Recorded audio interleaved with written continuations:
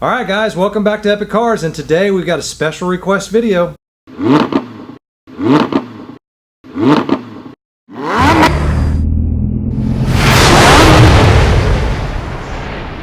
So, behind me is my 1963 Ford Falcon convertible, and it is currently, as I am making this video, on Bring a Trailer. Bringatrailer.com is it's a sales platform that you can put your car out there. What I really love about Bring a Trailer is they are very picky about what cars they actually allow on. They have at any given time anywhere between 175 to 250 cars up for auction on a weekly basis. Some are no reserve, some are reserve. Again, what I really like about it is you have to go through kind of like a vetting process to be able to even be invited to sell your car on the platform. So I sent pictures and kind of a write-up to Bring a Trailer about 3-4 weeks ago in hopes that they would put it on their platform to sell. As some of you, if you've been paying attention to my Facebook channel, know that I'm selling my 63. I never thought I would do it, but it's just one of those things where I have some other opportunities out there that I just need to free up some cash. And really, as I've said before in all my videos, these cars are just kind of like my piggy bank. They're almost like my stock market account. Now, I do stocks and I have savings and things like that, don't get me wrong, but I do view these cars as investments. And what's great about it is they're fun investments. They're fun in the fact that you can still use them on a daily basis. They can appreciate in value just like a stock can. They can depreciate in value just like a stock can. But what I like about it is when buying a stock, you virtually have no control over the direction that it's going. Well, buying a vehicle, maybe it's a little rough. Maybe it needs a little bit of work. And you can put that elbow grease into it and appreciate the value up and make a 10, 20, 30, 40% return on your money. Well, that's the way I view cars. And so this 1963 Falcon was the exception, though. Of all the cars that I own, that one was the closest to my heart and absolutely my favorite vehicle that I have and I've had in a long time. I never thought I would ever sell it. I never thought I would even contemplate selling it. It's one of those cars that I thought, my girls would be driving away and after their wedding, things like that. So it pains me to sell it, but at the same point in time, it is appreciated in value quite a bit. It's something that I think a lot of people would like to have in their garage.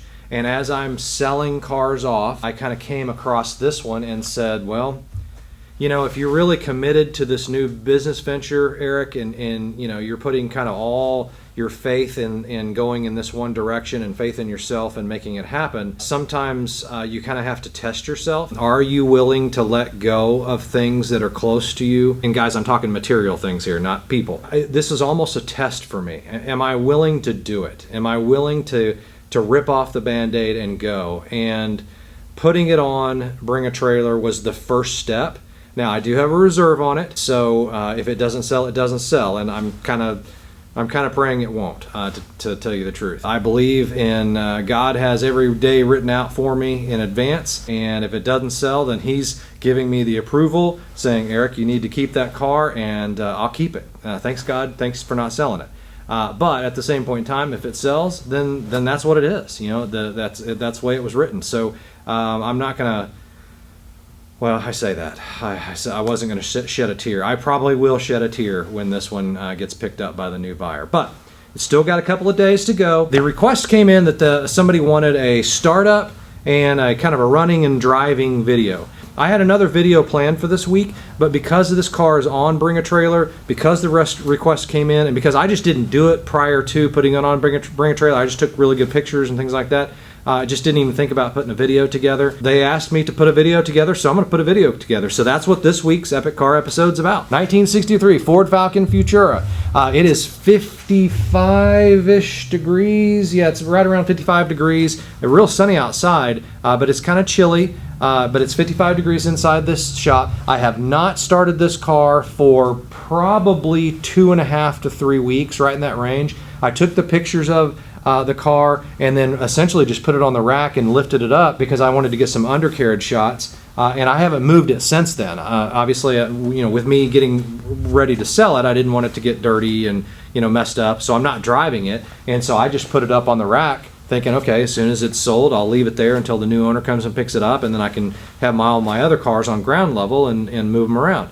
So this is a true cold start video that a couple of weeks, maybe 3 weeks, that I have not even touched the accelerator. I haven't done anything to it. I haven't started it. I've just literally, you're gonna get the raw footage. All right, she's back on terra firma. Well, not quite yet. I still gotta get her off the ramp. So, what I love about this car is I'm 6'3", 200 and, I'll say 260 just to make myself feel better. But pretty big guy, and it's very comfortable to sit in, very easy to get in and out of. I love it. Ignition over here on the left-hand side. Basically, when you're looking at the control panel, you've got lights, wipers, choke, defrost, heater, temp, and then you've got lighter and radio. Obviously automatic, so I've got my gear lever there, and then turn signal switch. So whenever I get into this car, typically what I do, especially on a cold start like this, is I just pump the accelerator probably, I don't know, 3, 4, 5 times. It just kind of pump it in there. Then, because it's got a manual choke, I pull the manual choke out about 3/4 of the way, just a little bit before it hits the back, and then I'm ready to go. Oh, almost.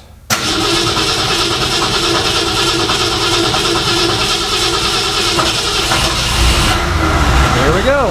So that took actually a little longer. I think I kind of screwed it up because I thought it was actually kicking over and I turned it back off again. But, so what I do, especially for the Bring a Trailer guys, I pull the choke out and then let it get some fuel. I wasn't pumping the accelerator whatsoever when I was starting it. And then I push the choke back in, and then it usually kicks right over, which it did on this case. So, sitting here idling, no big deal. I'll put it in reverse. Especially on a cold day, you might want to idle it up a little bit. You can hear it there. I've got my choke on. I just cranked it out just a teeny bit, just on a cold day. Here we go.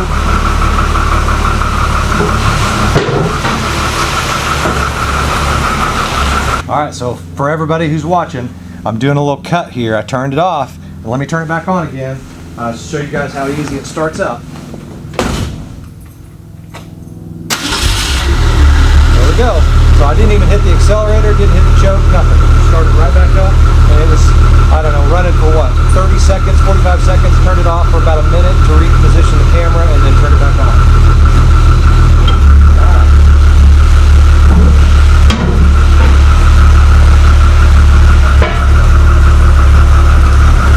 She purrs like a kitten, guys. Really love this straight six.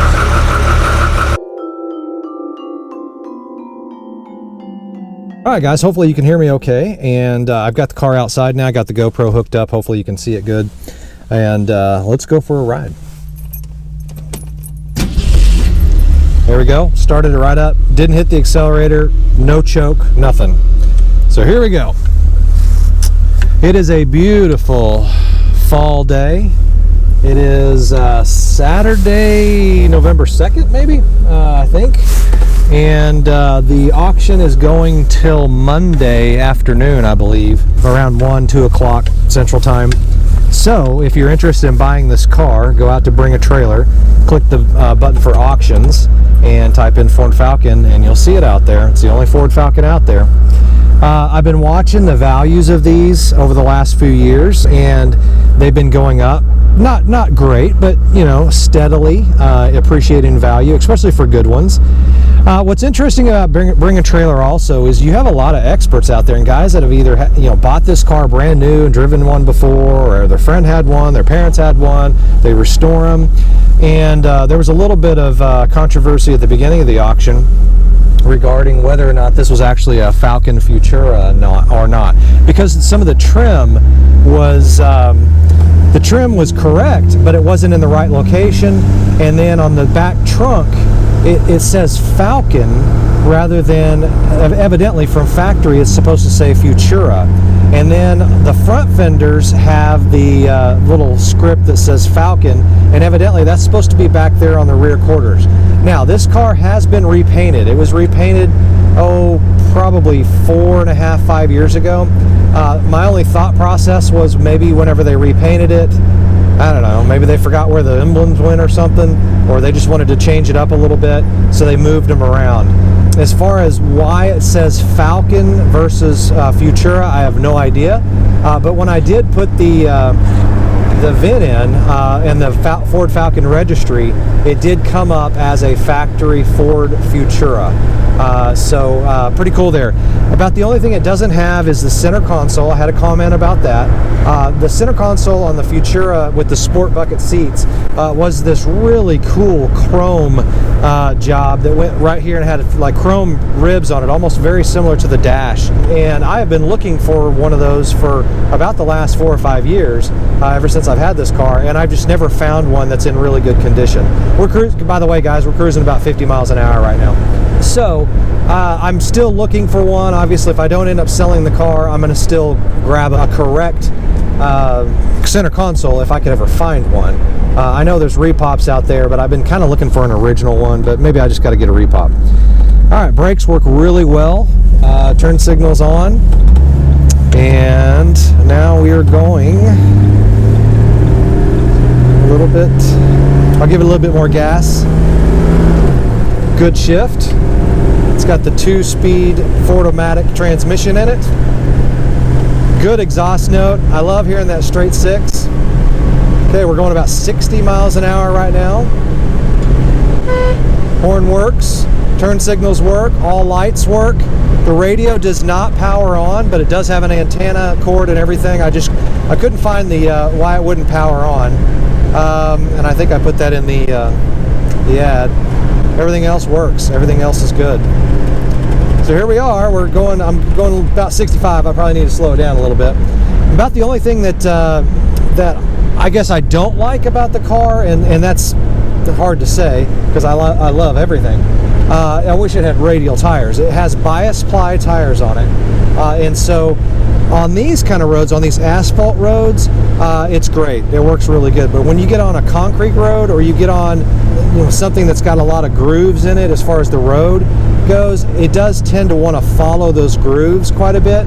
I've had it up to about 75-ish miles an hour on the turnpike around here before, and that's the speed limit is 75. So I've driven 75, maybe a little bit over, and it does fine. It gets up to speed just fine, and but about the only issue is with the bias ply tires. It does tend to wander a little bit when it hits ruts and things like that. Again, if you're used to driving a car with bias ply tires, it's not a big deal. It does not automatically turn off the turn signal when you turn, like modern cars, so you got to remember that.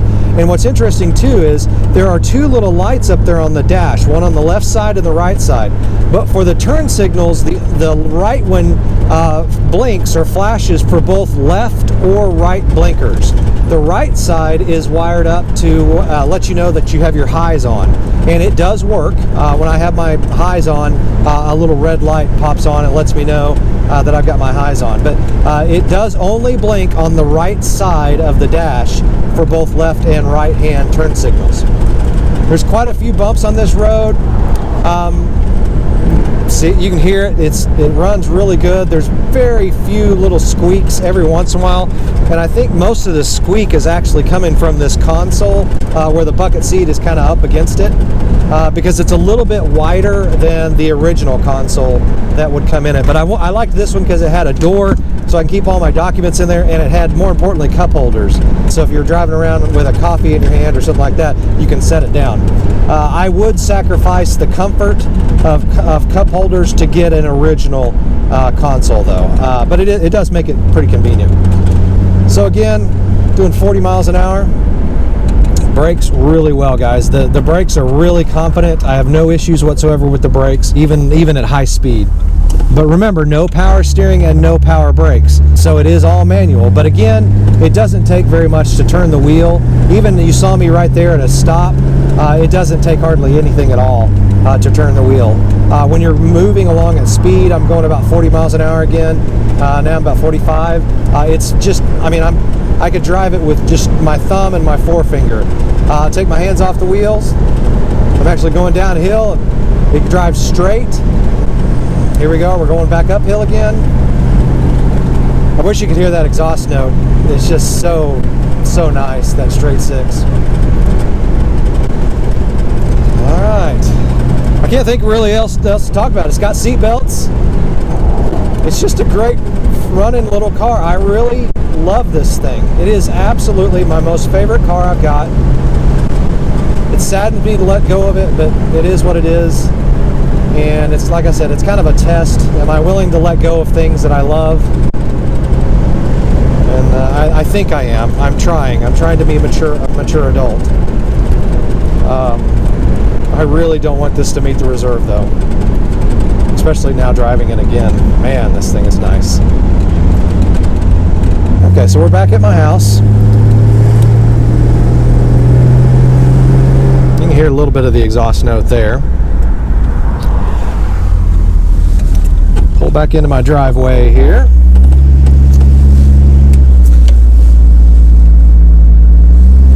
And we'll go through the rest of the car. Okay, I'm just sitting here in park with the engine running just to show the convertible top working, going up and down.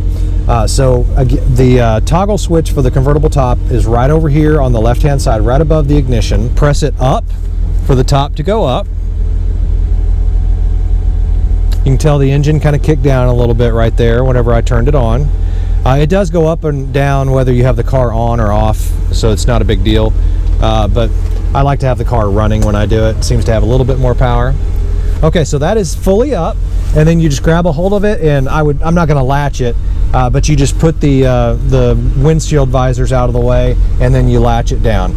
No big deal. What comes with the car when I'm selling it is a boot, a convertible boot. It doesn't have the buttons put onto it yet, so the corresponding buttons that go, they're already on the car, but it needs to have the buttons put on the actual boot itself for it to snap on, so that's something the new owner will have to do. I just haven't got around to doing it yet, but it's a really nice matching red vinyl that goes over the convertible top. So let's take the top back down again.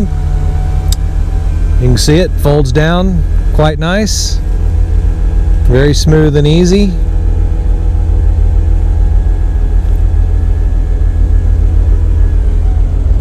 There you go, and I've sunk it back down in there. So then the convertible top boot would just go over the top of that. I'd make sure that latches down, maybe push the top down a little bit more. I don't think it goes any further than that, but then the boot top would go on top of that. So if you're doing parades and things like that, so people can sit back there and they're not having to sit on the metal frame of your car. So guys, that is the 1963 Ford Futura convertible. I hope you found this interesting. Like I said, this is really being made for the Bring a Trailer guys because it's for sale, but also if you're just interested in Ford Falcons, this is hopefully a good video for you to watch. Absolutely one of my favorite cars. I've mentioned that several times before because of just the overall design of the car. I mean, everything is metal. When you're touching things, nothing's plastic.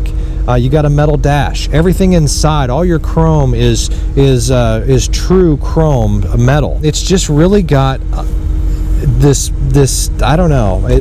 For mid-60s design, I think they really hit it out of the park, especially with this 63. I'm not a big fan of the 64. They changed the body style in 64 and up. I like the 60, 61, 62, but the 63 to me was the sweet spot as far as design on this specific model. Now, don't get me wrong, having a 64 or later Sprint would be really cool with a V8 engine.